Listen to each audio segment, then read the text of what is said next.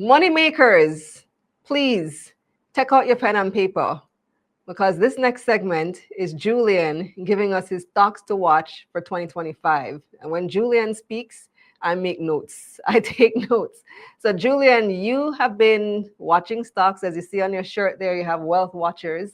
So, you're watching the money. What are your stocks to watch for 2025? Okay, since we're running out of time, I can't go in as much detail as I would like, but Come on, I'll go try through. and condense. So, number one is Fontana. The PE is 20 times. The return on equity is 19.3%, which means that it's a company that's growing fast. So what you find is that faster growing companies will have a return on equity or ROE that is above, say, 10% or 12%. If it's in the high teens or above, it signals high growth. In most cases, of course, it can have extraordinary circumstances, but this isn't one of them. So the company has a strong franchise. It's growing both organically and inorganically. So that means that the Portmore expansion would have been organic because it's from core assets. But with the acquisition of Monarch and the integration of Monarch's assets into Fontana, that would be inorganic, meaning that it's new assets snapped on to what was there before. There are defensive products and which are highly scalable, and the company has an attractive balance sheet. So they had over 800 million Jamaican dollars in debt for years. And they have managed to control how much debt they had. Did I say that a while ago? I mean cash. They had over 800 million Jamaican dollars in cash, yes. And they've been able to manage their debt relative to the book value. So it means that the company has significant discipline around not just growth, but having the right mix of capital and keeping the right mix of cash within the business so they can be flexible to make moves like the Monarch move. So that's one. Next, Scotia. I have Scotia at 8.8 in terms of the PE, 8.8 times. The return on equity is 14.6%.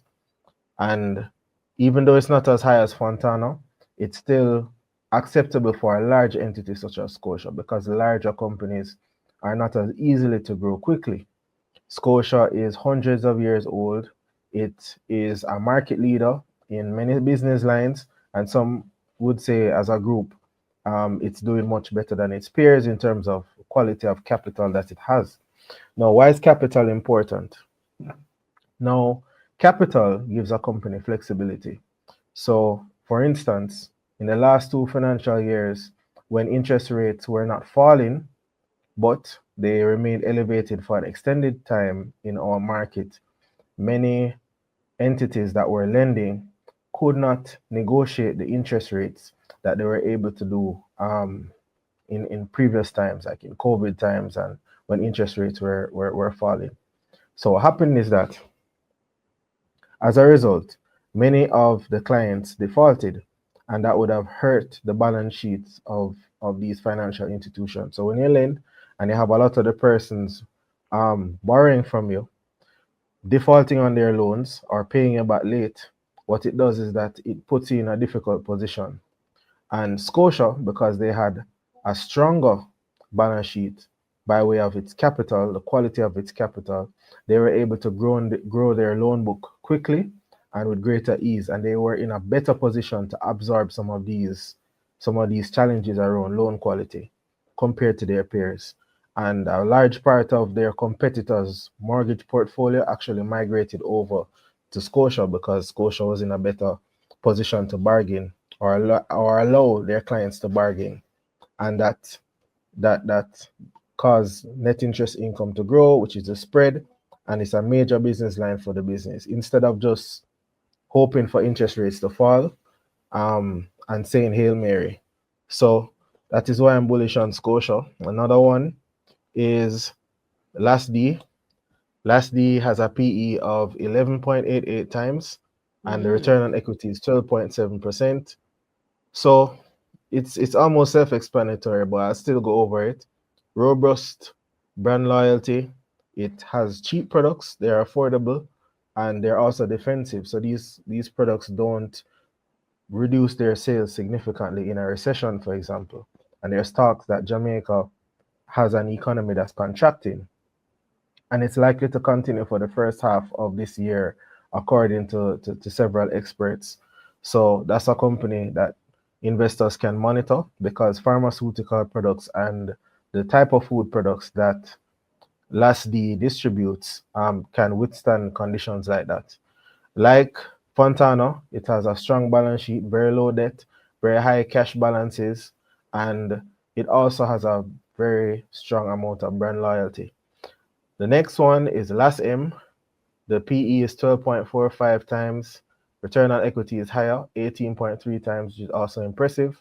It has the same advantages as Last D, but what's interesting about Last M is that its exports are largely untapped in terms of the portion of revenue that's generated from external markets. So that is a possible catalyst for the business. If they begin to export to a larger extent, it means that they could, one, earn some US dollars, and two, scale even faster, But especially because they have a lot of Would Last M do those exports directly, or would it be Last D doing the exports on behalf of Last M? it would be a paired benefit. So definitely Last D would be the distributor. So I could make the same case for Last D. But Last M, because they're the manufacturing entity, they would actually be able to see the profit margins improve as well, because they're the one manufacturing the product. So they would be manufacturing the cheap inputs in J dollar and earning US. So they would gain better margins as a result, all being equal.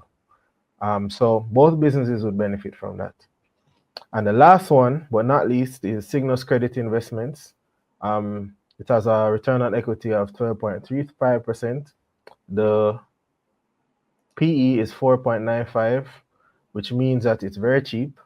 In terms of the book value, I know it's trading below book value, meaning that if you were to divide the the the net worth of the business by the amount of shares, that is what the book value per share is, and the company is trading below that, the discount is more than 25%, which is significant.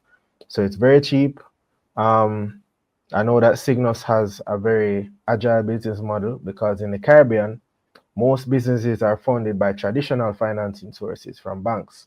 And what Cygnus does is that they provide more customized credit solutions to these businesses that are growing quickly.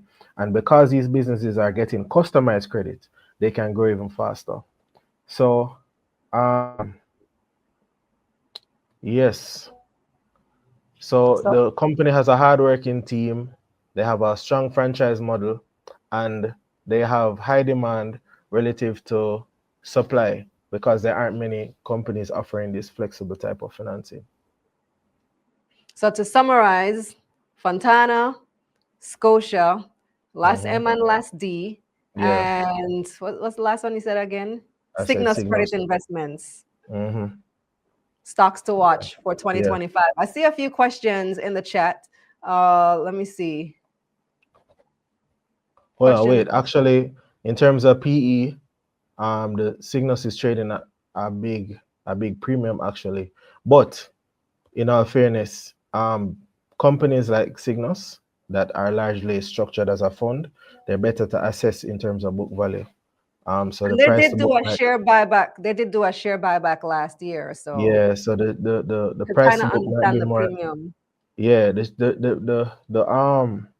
The price to book is actually more fitting in terms of a valuation method, and it's trading way below book value. I remember the discount being more than 25%, and it sat there for a large amount of time. Most of its life it's been trading at a discount, which is why they did a share buyback.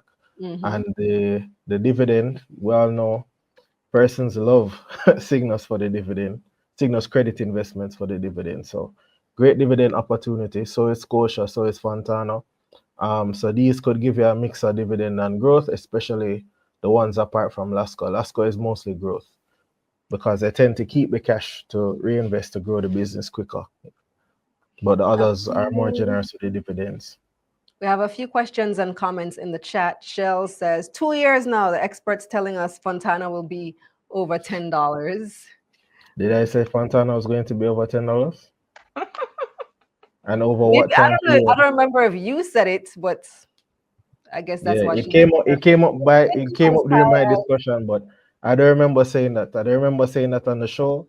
I don't You never remember did. saying that. Yeah, so I don't really know how that drop in, but okay.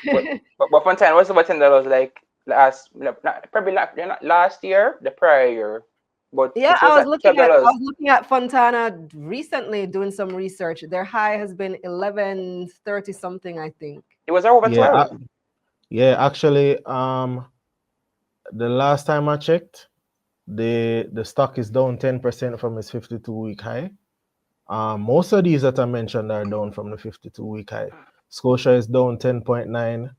Lasco is down 20.7% from the 52-week high. Last M is down 11.4, and Cygnus is down 7.4 in terms of where it is now relative to the 52-week high. And I'm using Jamaica Stock Exchange data.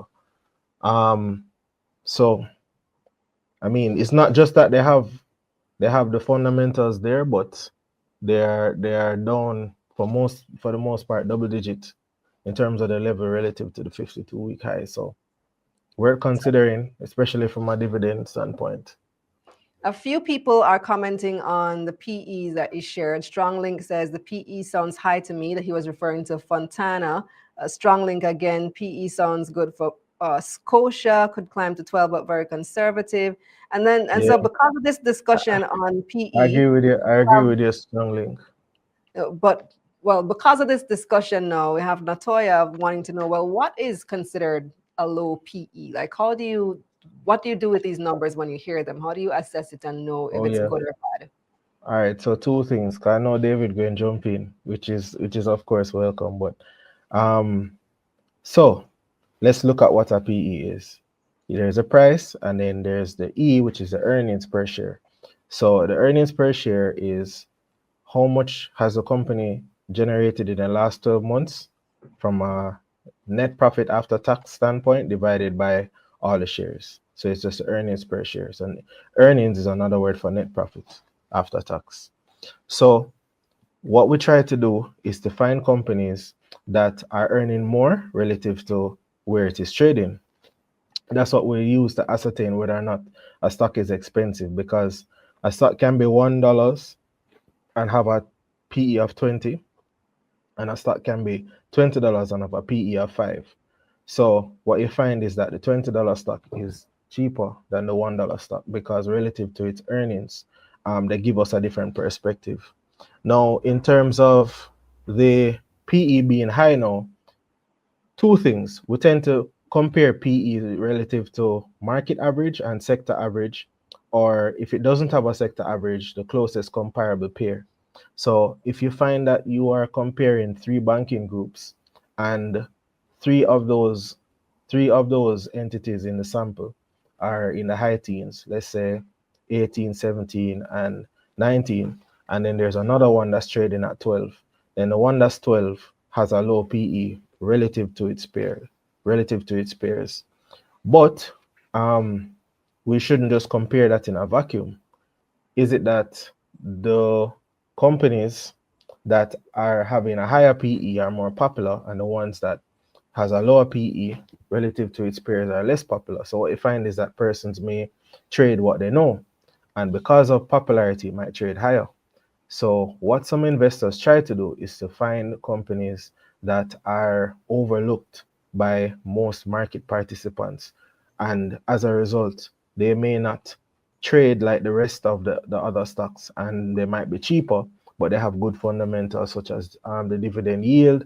And every now and again, the stock will see some upside because of the cheaper price.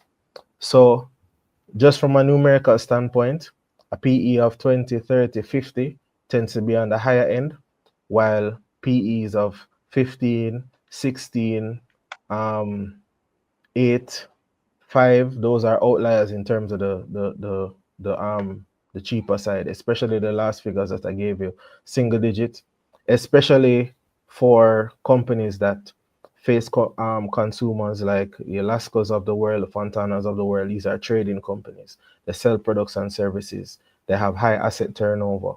But when you have companies structured like a fund, like a Cygnus Credit Investments, then you might not find that that valuation method is as comparable, because really and truly you're focused more on what is called the net asset value or the book value.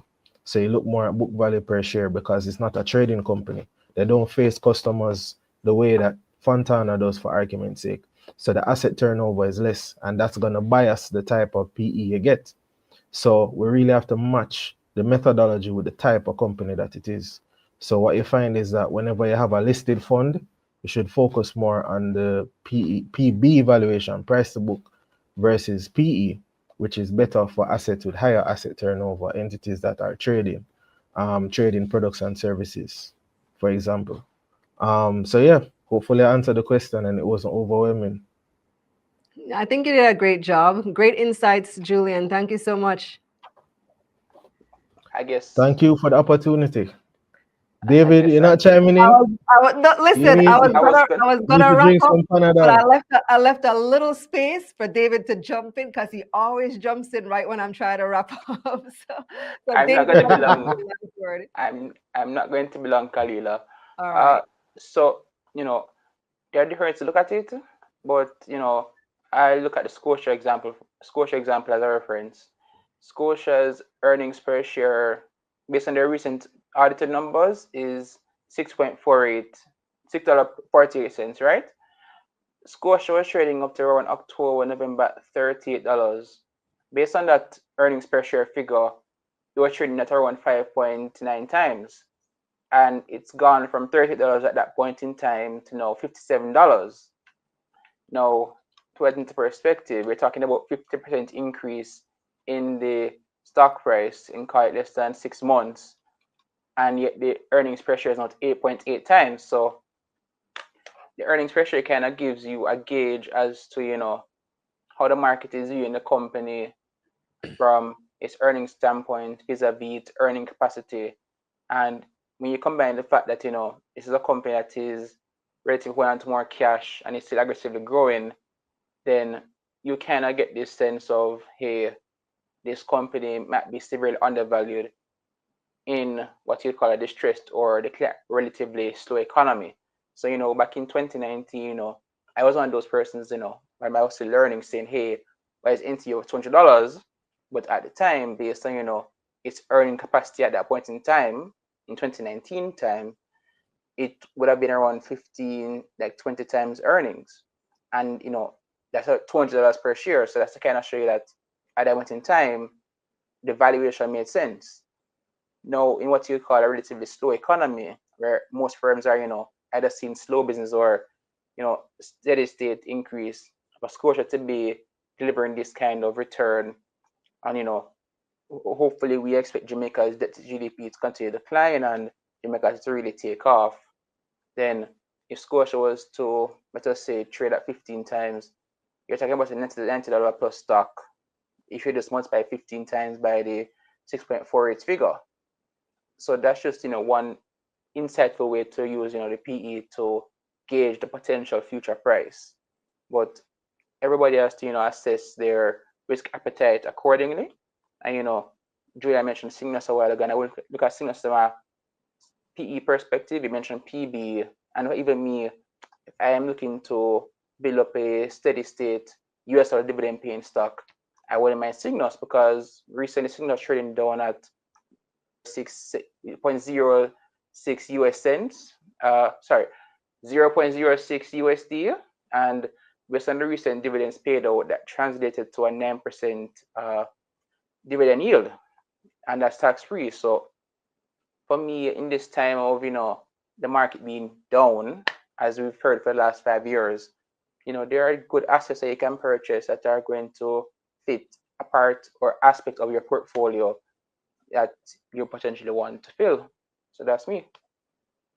You kind of shocked me when you said the market's been down for 5 years. And then I did the quick maths and like, yeah, COVID was 5 years ago. Wow, how time flies. Just before we wrap, let me take this comment from Limitless Podcast, who said, also factor in the projected PE, because you might be willing to buy at a high PE now if the earnings can grow and eventually bring the PE down. Bingo. So yeah. Yeah. as in the case with Fontana, because when those earnings chip in or when those revenues come into the fore and they find a way to integrate Monarch into organic Fontana assets that were there before, the expectation is that the PE will fall, all else being equal, because the earnings will rise. So if earnings grow faster than the price rises, that means the PE drops. So that's a buying opportunity for some investors.